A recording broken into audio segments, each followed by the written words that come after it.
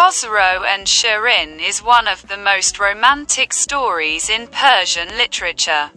Khosrow, a Sassanid prince, falls in love with Shirin, an Armenian princess. But fate confronts their love with obstacles and rivals like Farhad. Despite the hardships, Khosrow and Shirin's love remains eternal, but in the end, fate tragically separates them. This story is a symbol of love, loyalty, and destiny that has survived in hearts for centuries. Let's hear the love story of Khosrow and Shirin.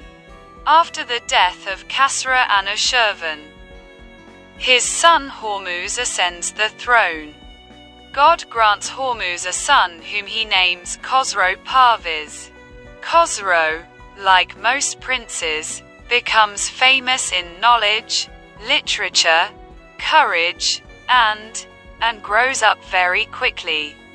One night, Khosrow dreams of his ancestor, his grandfather Anushirvan, and Anushirvan promises him 4 things: a beautiful lover, a horse named Saddest, a kingdom, and a musician named Farhad.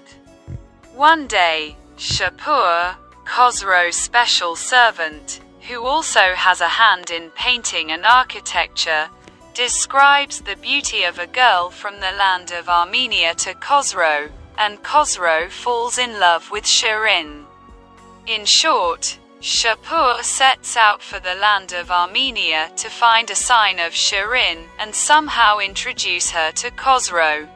Shirin was also a noble woman. She is the niece of a woman named Shamira, meaning majestic lady, who rules that land. Shapur tries to win her heart by drawing a picture of Khosrow on paper and placing it in Shirin's recreation area. When Shapur arrives at Shirin's hometown, he stays in a monastery and learns from the inhabitants of the monastery that Shirin and her companions are coming to a nearby mountainside. So he draws a picture of Khosrow and hangs it on a nearby tree. He sees Shirin drinking and orders that the picture be brought to her. Shirin is so fascinated by this painting that her servants, fearing that she will be caught, destroy the picture and attribute its destruction to the divan. On the pretext that the grove is the land of fairies, they leave and go to another place. But there, too, Shirin sees the picture of Khosrow that Shapur had painted again and faints. When he orders the picture to be brought, his companions hide it and again consider the fairies to be involved in this and pack their bags. At the new residence, Shirin is once again captivated by Khosrow's image, and this time Shirin personally goes to the carving and picks it up, becoming so enamored with Khosrow that she seeks out any trace of him, but finds nothing.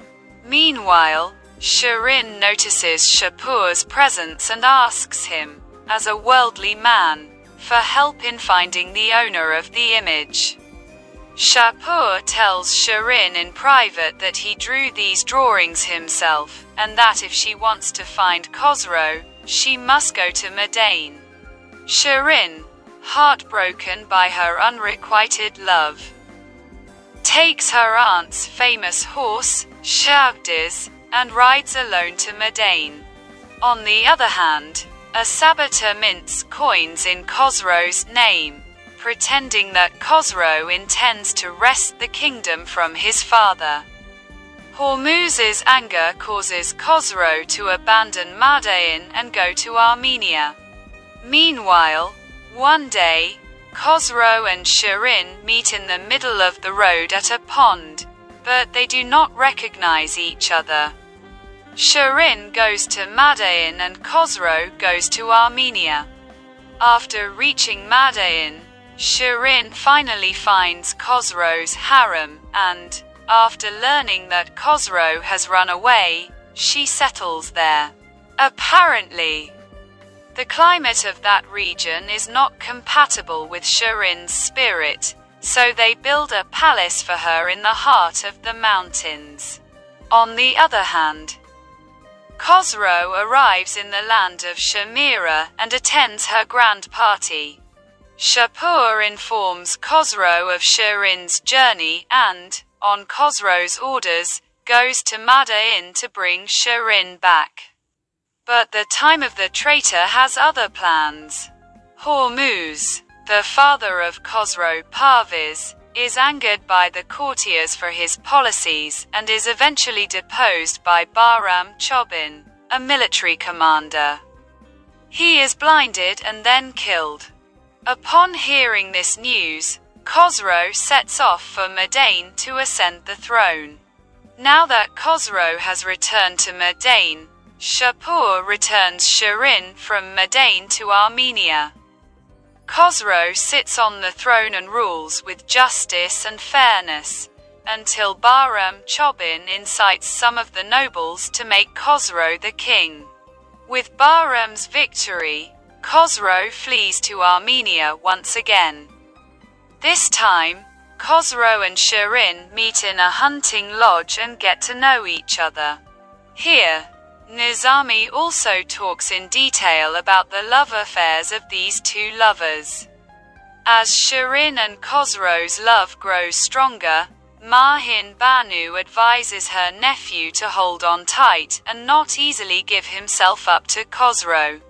Because of Mahin Banu's advice, Shirin prevents Khosrow from getting close to her and, in order to extinguish her fire, says that today, freeing your kingdom from the clutches of Bahram Chobin is more important than sleeping with me.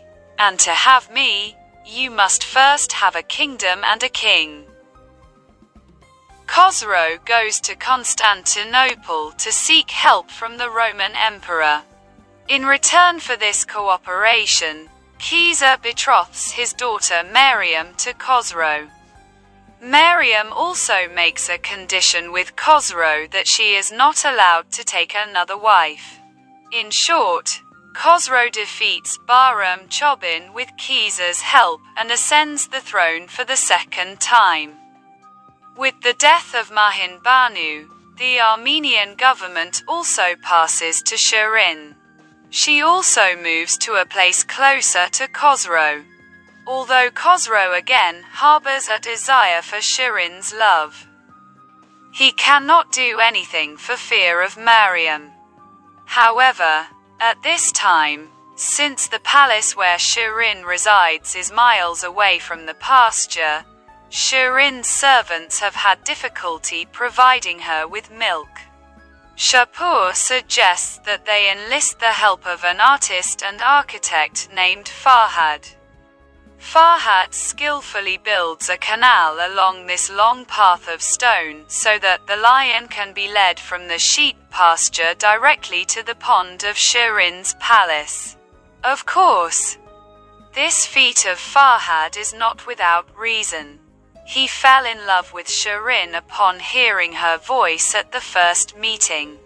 Now that the canal work is finished, and Farhad has not found a way to reach his love, he heads to the mountains and desert. Gradually, the story of Farhad's love for Shirin becomes famous and reaches Khosrow. Khosrow invites Farhad to his palace to reduce his evil in any way possible. But when Khosrow debates with Farhad about Shirin's love, he realizes that Farhad is very determined in his love for Shirin. After the debate, Khosrow realizes that he cannot easily push Farhad aside, so he asks him to dig a tunnel in the heart of Bisotun. Farhad begins the work to reach Shirin, and in the spirit of the promise that Khosrow has given him, and he progresses quickly. Khosrow's spies inform him that Farhad's progress is very fast, and if he continues like this, he will soon finish the tunnel.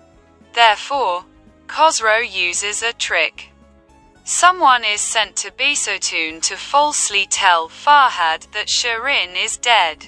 Farhad stops working and, grieving the loss of his love, dies.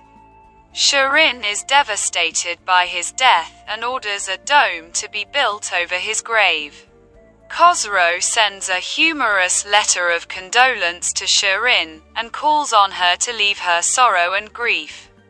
After a few days of this incident, Mariam also dies and Shirin writes a letter to him in response to Khosrow's letter, reminding him that losing her beauty does not matter to her because whenever she wants, many beauties are ready to serve her.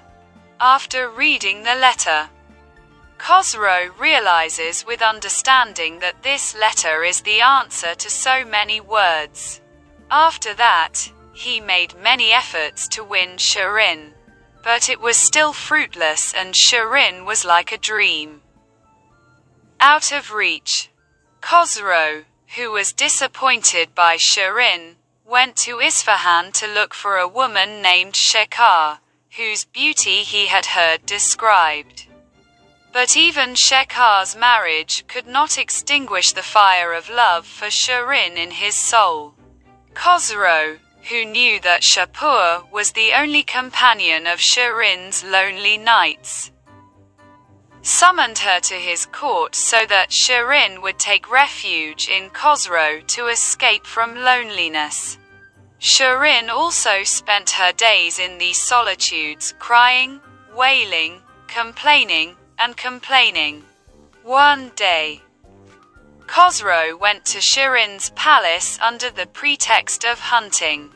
Shirin, who had learned of Khosrow's arrival, sent a maid to welcome Khosrow and gave him a place to stay outside the palace. Then she went to the king herself.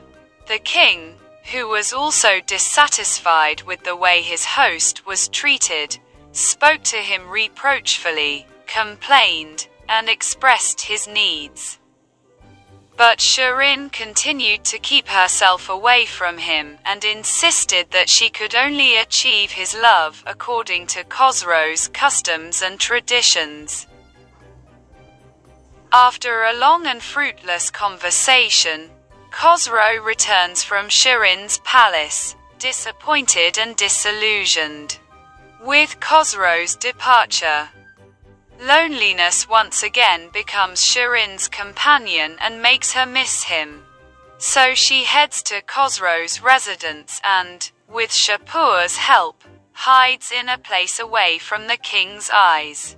At dawn, Khosrow organizes a party. Shirin also hides in a corner of the party. At this party, Shirin sings a good ghazal and Khosrow sings a bad ghazal. After singing a few ghazals, Shirin loses patience and comes out of her tent.